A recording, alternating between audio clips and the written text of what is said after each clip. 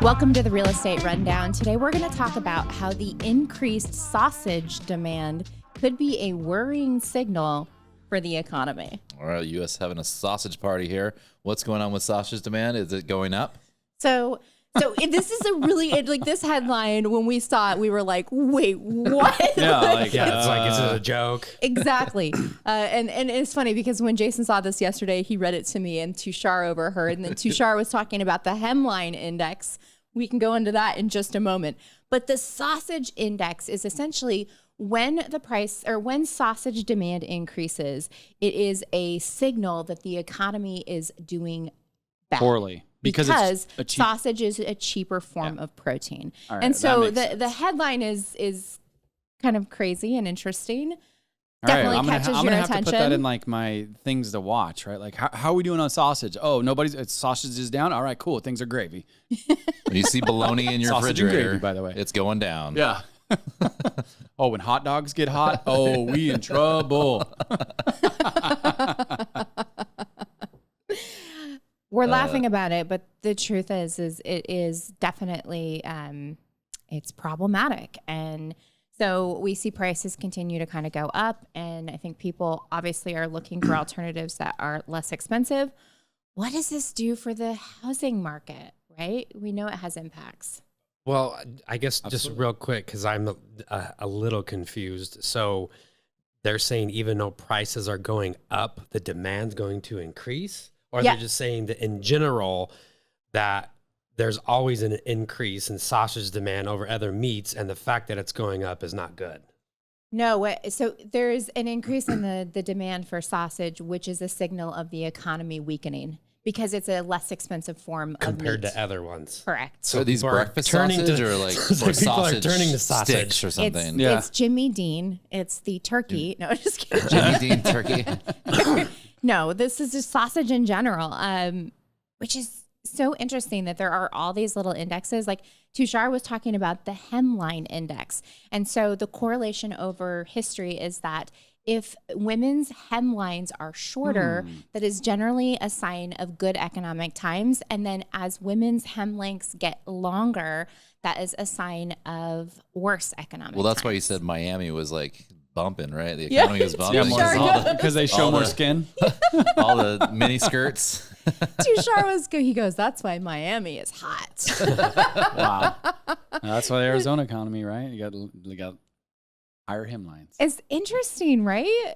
All these economic factors. You got San Francisco. People are just butt naked, man. Just walking down the street butt naked. Yeah. But that market is not so hot. Suspect. So hemline factor not at play there. Okay, but what? There's no hemline. Yeah, I was going to say. They're past that point. Well, we're talking women's hemline. That's what's a woman. Yes. All right, so how do you claim? Shifting to the real estate market, a lot happening in real estate news. So there's just been a lot happening in general in the world. One of the things that we all found really interesting was Mark Zuckerberg had written a letter to Congress. And we wanted to chop that up for a minute. Elliot, you were kind of pre-gaming this. So what are your thoughts there?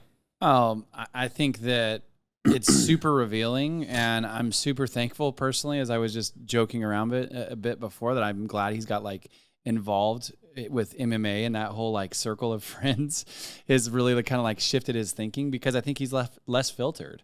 And I think he's more about being an American, quite frankly, right? And I mean, I guess I realize that that's kind of objective, or it depends on your perspective of what that really means. But in short, the part that's just facts in that is him claiming that the current Biden-Harris administration administered crazy amounts of censorship on him, not only during COVID, all of those times when everything was going on around that, the 2020 election, right? There's just a lot of, quite frankly, steering, right? Like, and that is how I'll say it, because antitrust and lawsuit after lawsuit and our super lawsuit-filled time, a lot of it is based around a form of steering. And that's exactly what they're doing when you're talking about spoon-feeding you what you could see, what you can hear, and how you should think.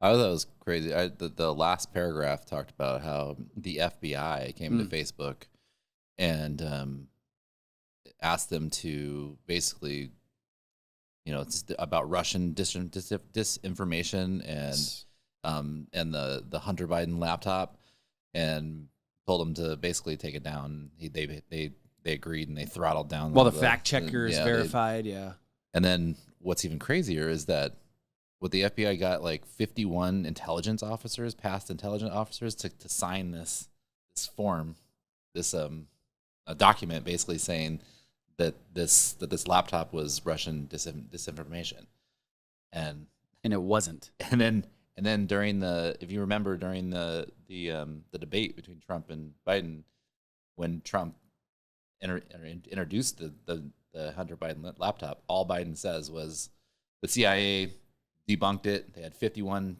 past intelligence officers to do this, and they all signed the letter basically saying it was debunked, and that was it. But didn't Zuck say in that letter that there was all that pressure, and then all of that take it down, wait till misinformation, and the fact checkers happened, but then all of a sudden they ended up finding out that it was correct, right? Didn't he say? Yeah, I mean, obviously. Yeah, okay. No, it was not correct. It was not disinformation. No, it was not disinformation. Correct. Yes, Yeah, that. It was real. It was real. Yeah, we're saying the same thing. Right. Okay, so all right. Well, this letter was really interesting, and it's like very telling. Why did it come out? Yesterday? Exactly. Why did it come out yesterday? And you have some reason why you thought. I immediately thought it was because of the arrest of the CEO of Telegraph. When did that happen? That happened Sunday. Telegram. I'm sorry. Telegram. Telegraph. Don't telegraph. So that happened Sunday, right? Yes. Believe I Sunday. think so, Yeah. because I saw Sunday. some people on some of the channels that I'm in bring it up, and I didn't know what they were referencing, and then but Yeah, who was he in arrested France. by? Because he was in France. Okay. Yeah, he's in France. So, and because like Keith, you're, I mean, I don't know if you're like big on Telegram, but you're pretty active on Telegram, right? You use that a lot. And what they're accusing. What are you doing on Telegram there, Keith? What they're accusing the Very CEO of human trafficking, essentially. Some pretty serious charges that carry like 2 decades of prison time along with them. And I wondered if Zuckerberg saw that go down and thought, oh my goodness, like yeah. I better come out with my narrative. yeah, because before- it's happening to someone else. Yes, exactly. Right. And he hasn't said anything thus far. And in fact, he put in his letter that he wished he'd been more vocal about the pressure and the heat that they were let getting. his team be manipulated. That's pretty much what I got out of it. Mm-hmm. And he wished he was stronger, and that he's no longer going to be manipulated. Yeah, it's really interesting. And then you got to throw in, I mean, I just look at what's happening in the real estate industry and what has happened in the real estate industry. And one of the things that we talked about before is like, who was behind these class action lawsuits? Like, who was behind the Sitzer Burnett class action lawsuit that went on for a few years, that obviously took millions and millions of dollars to fund and get it to where it got. And if you look at when it was filed like 2019, and that year in real estate, I mean, we had billions of dollars coming into real estate in forms of venture capital. Like, who is truly behind these lawsuits? Nobody knows. And then what we also know is that the DOJ has taken various positions on, NAR, like they were in a settlement, then they backed out of the settlement, and then it was like, it almost seems like an inside job, right? It does. And then what we also see happen recently is the DOJ files an antitrust suit against RealPage, and they're accusing them of price fixing rents, which is really interesting. Another big lawsuit hitting the real estate industry. Jeez. And what is going on with the Department of Justice? Do they have anything to back that? Like, what are they talking about? Like, there's renters or landlords on RealPage conspiring to keep rents high. Yeah, that's what they said. They said that RealPage is taking part in an illegal price-fixing scheme to reduce competition among landlords so they can boost prices and profits. It's almost like they're continuing to weaponize the DOJ and go after like the most threatening asset class the true elites, right? Because it's just so much more vast. People in that upper middle class, you know. So what is RealPage? I mean, what's their competition? Who's their competition? Zillow. What is Homes.com's rental thing?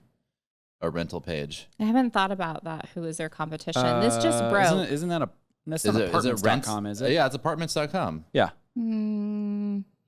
Other similar sites, Appfolio, Property Manager, Yardi.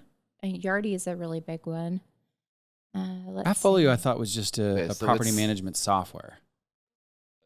Software or RealPage is like, I thought it was like a place where you I don't even know what RealPage is, to be honest with you. Me neither. Yeah.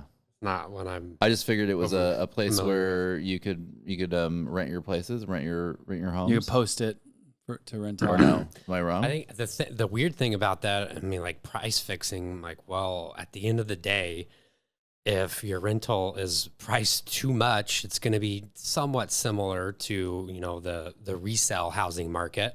When your house is priced too high, the demand's not going to be as much.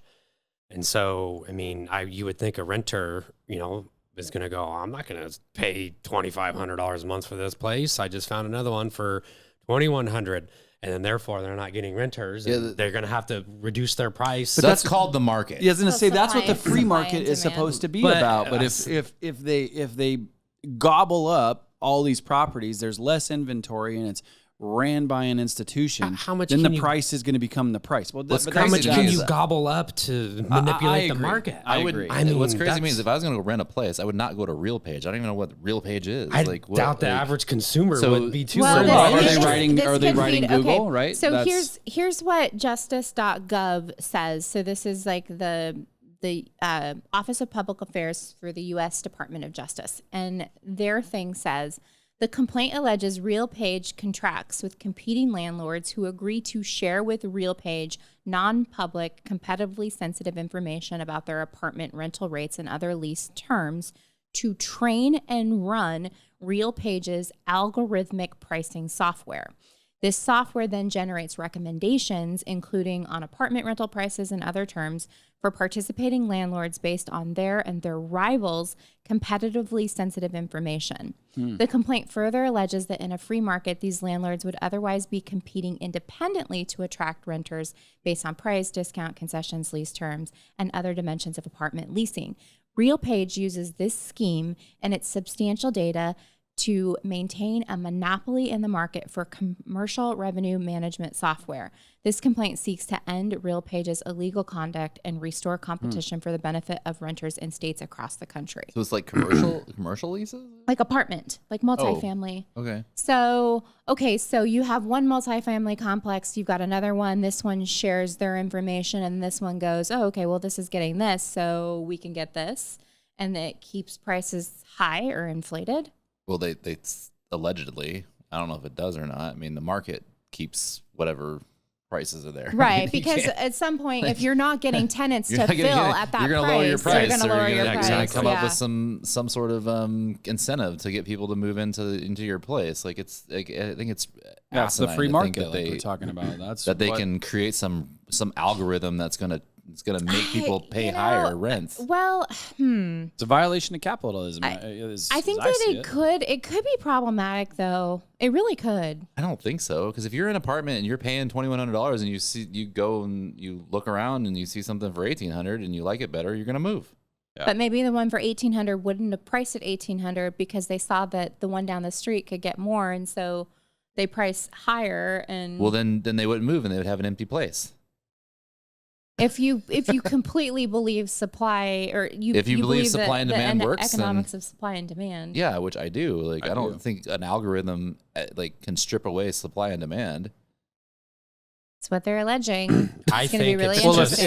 if that's what the addressable market is, right? So like if that's the only place they're looking and they're not looking at, they're skewing the supply is ultimately what I'm getting at, because it's not per the algorithm, right? If you only have 100 houses to choose from, that obviously kills the supply. And when technically there's 500 available. But right? that's And just so- one source. I mean, what Agreed. person goes to one source? It probably doesn't happen these days. Or does like apartments.com use RealPage's algorithm? Data? I'm not sure. Or does does Craigslist or you go to any place where you're gonna the MLS does it use RealPage I don't think data? so. No, To we the know that. That's algorithmic price. MLS uses realtor data. Yeah, it doesn't make any sense to me. It seems like it's a little bit overreach. I think I mean, I don't probably, know. I'm not, and again, this is a hunch, but that's my conspiratorial side, if you will. I'm sure if we did a deep dive, there'd probably be some merit to this, especially with the overreach that tends to see in our government and pretty much aspect of everything that's going on these days. Is the fact that everything that's happening within the real estate industry, this is just another way for them to try to regulate something else within our industry. I think that's probably possibly as simple as it is. Let's just meddle our hands in everything and see what other regulations that we can put in place, because then that gives them more power. yeah, because you were just talking about something just a second ago that Zillow has a Zestimate. It tells everybody in the country what your house is worth. I mean, right, and no DOJ the DOJ is not investigation. going after them. Yep. Right. Like what's okay, so Because Barton's buddy with half of Congress. Is he? No, I'm just. Oh. I'm just kidding, know. Rich. Don't shoot me a hate text, buddy. He's listening from his yacht. Yeah, he just stepped down, right? Retired for like the 4th time. Yeah. Probably. Yeah. Enjoying the fruits of his labor. Yeah, really interesting stuff going on. Elliot, you cue us up for what's next. So speaking of, hot topics in NAR and these portals and, just major influence. So Move and NAR were both named in a lawsuit for that alleges selling fake leads to real estate agents. And those of you that don't know, Move is the parent company to Realtor.com. So wow, really? More, yeah. And so a group of realtors out of California filed a lawsuit against Move and NAR they named in them. And NAR. Yep. So they're alleging that they're selling fake leads. Correct. Huh. Interesting. I wonder what proof they have. But come on, as a realtor who's bought leads from companies, how often have you wondered if they're fake or if some of them are fake? That just crossed my mind. I Absolutely. remember a lot of times you'll contact them. I mean, I never registered. 100%. I never did that. There's one I tried many years ago called, I think it's radar.com or something like that. And you can basically tell them what area you want to work, and you'll get an alert back. Oh, there's a new hot lead that's been verified. And you pay them like anywhere between $5 to $13 to get the lead. Probably then if you close on it, I get there's like some percentage split. And I kid you not, it minimum from what I can remember, and I tried at least 15 to 20 times. So not an insane amount, but enough to be like, all right, this sucks. They said they never put in their information, or I could never get a hold of them, or the information wasn't valid. I think the only caveat for them was that if you reported that, then they would give you another lead at no cost. Well, They that make was nice another of them. fake Let me one? give you another fake lead. Yeah. And I'm not saying that was the case, but it definitely crossed my mind as the moral of me bringing up that story. I was thinking, I don't know if these leads are very legit. Well, Elliot, how much are they suing for? What are the damages? I forget. Let me see if I can. Okay. Yeah, I'm curious because I haven't read up on that one yet. I just saw the headline. Is Move is Realtor.com, right? Correct. Okay. Yeah, OpCity. Yeah. So interesting. Why is everyone so litigious right now? I know. It's crazy. Because it doesn't. I think if you change the court systems to where the loser always pays for all the lawyers' fees, then we probably wouldn't be so litigious. Right? Ooh. Well, but that would actually be a good so one. in the NAR situation, NAR was the loser, so they'd have to pay for all the court fees. Yep. And how would that make us not be litigious? That No, makes no NAR sense. didn't lose. They settled. Well, they settled, but they had a verdict against them, so they lost. Okay, so they lost. So yeah, they would need to pay for everything. So then, how does that help us not be litigious? Because then the people that throw up crappy lawsuits cost them a lot of money. They cost a lot of the people that are defending it a lot of money. I heard that actually on a podcast that I listened to literally a couple of days ago. So that's kind of a mind trip that you just brought that up. And then that was someone bringing up that they felt like that would be a a big determining factor of all the Yeah. BS lawsuits that are just thrown in, if because you there's knew really you no had- recourse if for you you were if gonna you're go sitting sue on a crappy someone lawsuit. and you know that it was just to screw with them or just to like, cause problems and cause them to have to spend a lot of money into defending themselves. And if I lost, then I would have to pay for their.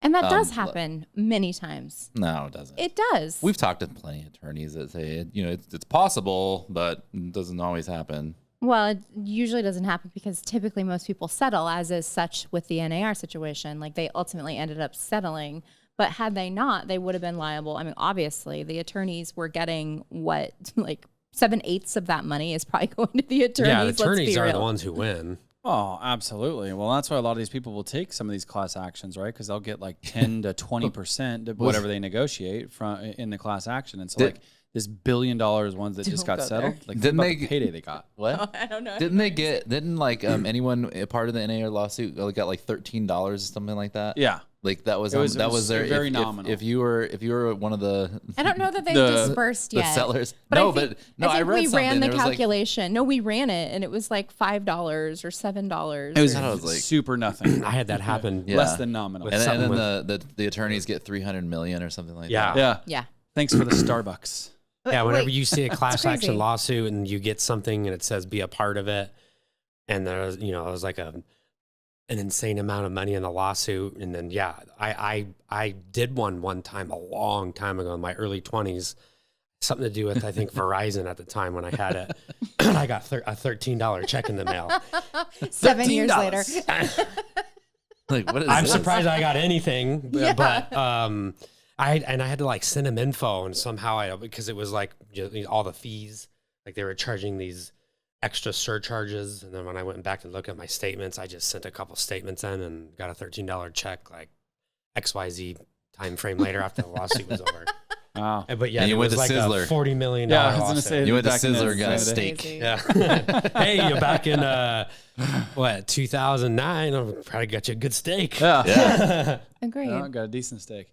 So, another little tidbit about this lawsuit, it doesn't look like they declare or state the amount of what the lawsuit is. However, that a good piece of information is actually 8 plaintiffs that are named in this, and they're in multiple states. So New York, Florida, Georgia, California, Washington, and Nevada. So I'm like curious, like who are these 8 realtors? How did they get together, and how did they all decide we're being scammed and being sold fake leads?